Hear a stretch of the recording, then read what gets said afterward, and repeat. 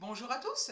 Alors aujourd'hui, lundi 4 mars 2024, je voulais vous faire une vidéo sur l'énergie du mois parce que c'est une énergie assez euh, importante qui va potentiellement créer des débordements. Je vous explique. Alors l'énergie du mois de mars, du lapin de feu, est en synergie, en collaboration avec l'énergie de l'année. Sauf que il y a une absence significative de l'énergie du métal.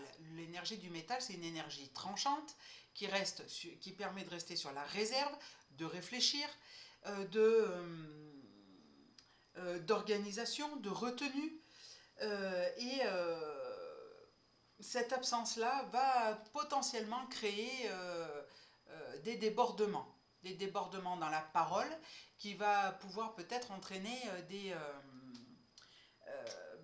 paroles un peu enflammées, des paroles qui vont un peu brûler la tête. C'est pour ça que voilà, faut se tenir un petit peu à l'écart des discours actuels. Et puis, alors ce qu'on pourrait indiquer sur le plan individuel, eh bien, c'est de ne pas s'engager dans des situations qui ne mènent à rien. Là, je pense en particulier dans des discussions avec des pervers manipulateurs ou tristes qui, si vous avez affaire à ces gens-là, vous le savez, il n'y a pas de dialogue, il n'y a que eux qui parlent, il n'y a que eux qui sont bien, il n'y a que eux qui font tout parfaitement bien. Et vous, vous passez pour une moins que rien ou un moins que rien. Alors, de toute façon, énergie du mois de mars ou pas, c'est toujours pareil. Par contre, pour le reste, voilà, mesurez vos paroles, faites attention de ne pas vous engager dans des situations voilà, qui ne mènent nulle part. Et le conseil que je pourrais vous donner, inspiré de la vidéo de Marie-Pierre Dillenziger, c'est de travailler votre jardin. Alors le jardin intérieur si vous êtes en appartement, votre jardin extérieur si vous avez la chance d'en avoir un. Et puis surtout de cultiver, de continuer à cultiver vos projets parce qu'ils vont aboutir. Là, c'est l'énergie du neuf, du feu, du phénix. L'énergie fait que nos projets vont aboutir. Voilà, nous sommes qu'au mois de mars, il y a encore 11 mois, il y a encore, pardon, 9 mois. Voilà, mais voilà, soyez bien conscients de ça. Et puis, je vais rajouter un petit peu deux histoires de communication animale. La première, c'est une histoire avec une double ponette avec qui j'ai communiqué au printemps de 2023 et qui me disait que elle aimait bien aller au paddock, elle aimait bien aller au paddock et elle aimait bien aussi aller au marcheur le matin. Parce que vous savez que le marcheur, pour ceux qui montent, qui sont cavaliers, eh bien, ça permet de détendre les muscles de l'animal après la nuit passée en boxe. Elle aimait bien aller au marcheur et je lui ai dit, puisque c'est la patronne du Poney Club qui m'avait demandé, pour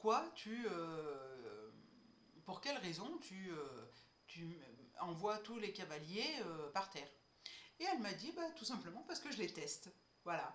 Alors quelqu'un qui est un peu léger dans la tenue des rênes, un peu léger sur la selle et tout, eh bien elle va la virer. Voilà. Par contre, quelqu'un qui va être un peu plus strict, pas voilà, strict, eh bien elle la gardera. Et c'est pour ça qu'avec ma fille ça se passe bien. Et une autre histoire, eh bien, vous voyez, c'est sur Mademoiselle Eclipse, là, voyez-vous. Hop là, coucou Eclipse, tu fais un coucou à la caméra. Coucou, voilà, coucou. Alors, Eclipse est malade, elle a 15 ans bientôt, elle a une hyperthyroïdie que je soignais avec les produits vétérinaires, parce que moi, bête et disciplinée, ben voilà. Et en fait, il se trouve que le produit que j'ai appris par une voisine, que le produit pour la thyroïde détruit en fait les reins. Alors j'ai dit, je ne vais pas soigner ma chatte d'un côté pour la détruire de l'autre. Donc j'ai fait une séance de biorésonance et la pratricienne, pardon, m'a dit, tu sais, voilà, je connais une personne qui a pu soigner ses animaux par biorésonance. J'ai dit, ok, d'accord, pas de souci, on fait. Et elle me dit, ben, je dis on fait, mais tu sais, transporter ma minette qui déjà est un peu stressée à la base, pour l'amener chez toi, qu'elle reste dans le champ des appareils, voilà, alors que je ne suis pas là pour la tenir, ça va être compliqué. Mais on va essayer. Et puis après, elle me dit, sinon, tu peux faire par les griffes. Oui, alors couper les griffes à Eclipse, euh, c'est le parcours du combattant et je pèse mes mots. Elle déteste ça.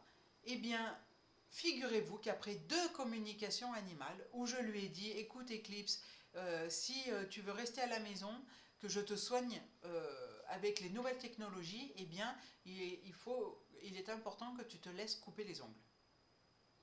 Alors elle a compris, hein, puisque quand je suis sortie de la com, elle ronchonnait tout ce qu'elle voulait, tout ce qu'elle pouvait.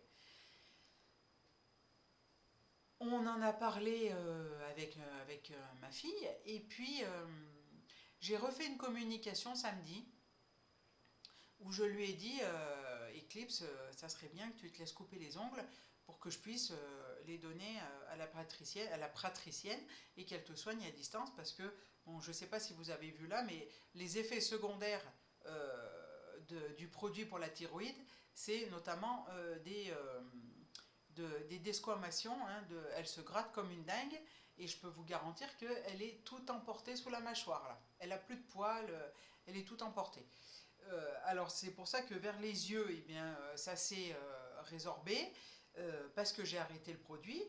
Dans les oreilles aussi parce qu'elle était en sang.